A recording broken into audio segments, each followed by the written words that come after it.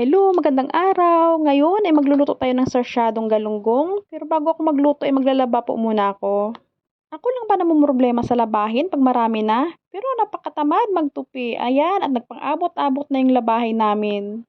At magsasampay na pala sana ako kaso nakita ko hindi pa pala nasamsam yung mga una kong sinampay. Pinagtatanggal ko nga po muna at para matupi na rin mamaya. At minsan nga, gusto ko na lang dito kumuha sa mga sinampay ko para bawas sa tupiin ko. Ewan ko ba bakit nakakatamad na magtupi kahit mabilis na lang gawin yan? At pagkatapos ko nga sinamsam yung mga una kong labahin, ay sinampay ko na naman yung mga bago kong laba.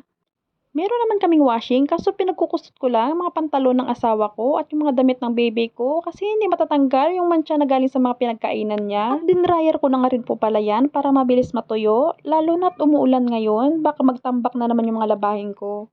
Buti nga't busy ang baby ko at hindi siya nakigulo sa mga gawain ko ngayon. Ayan nga, natapos na yung mga sampayin ko. It's time na manunupi na naman ako. At ayan na nga si Kulit, naglambing na, kaya habang ako nanunupi, siya naman ay nakakalong sa aking paa. At ayan nga, napansin niya nagbibideo ako at sumilip din siya. Nakita niyo naman, tuwang-tuwa ang bata. At ayan nga, ay hinigaan pa yung mga tupiin ko. At natapos ko na nga rin tupuin ko at magluluto na naman ako. Meron nga po pala ako ditong pritong galunggong. Gagawin ko lang pong sarsyado para may sabaw-sabaw kami. Ayan, at igisa lang natin. Kumuha lang ako ng mantika doon sa pinagprituhan ko ng isda at yan ang gagamitin natin panggisa. At nang mainit na nga po yung mantika natin, ay gigisa na nga natin yung bawang. Igigisa lang natin hanggang sa maging brown siya. And then, isusunod natin yung sibuyas. Halu-haluin lang din natin hanggang magiging brown o lumabas yung mga aroma nila.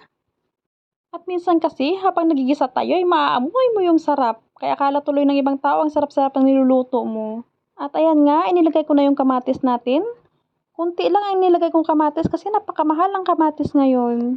At naglagay na nga rin ako ng pamintang powder and seasoning. At nilagyan ko na rin ng 2 basong tubig para sa sabaw natin.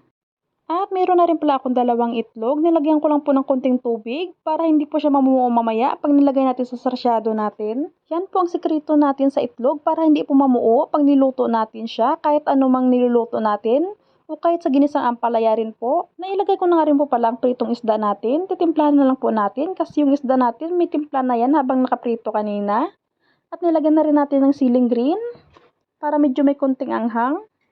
Ilalagay ko na nga rin po pala yung 2 itlog natin. Halu-haluin lang natin habang nilalagay siya sa sabaw para hindi siya mamuo. Halu-haluin lang po natin hanggang siya ay kumulo at malapit na po yan maluto. At ayan nga po, luto na yung sarsyadong galunggong natin. O diba, ang ganda po ng pagkaluto niya, hindi namumuo yung itlog. Hanggang dito lang po muna. Thank you for watching. Hanggang sa muli po.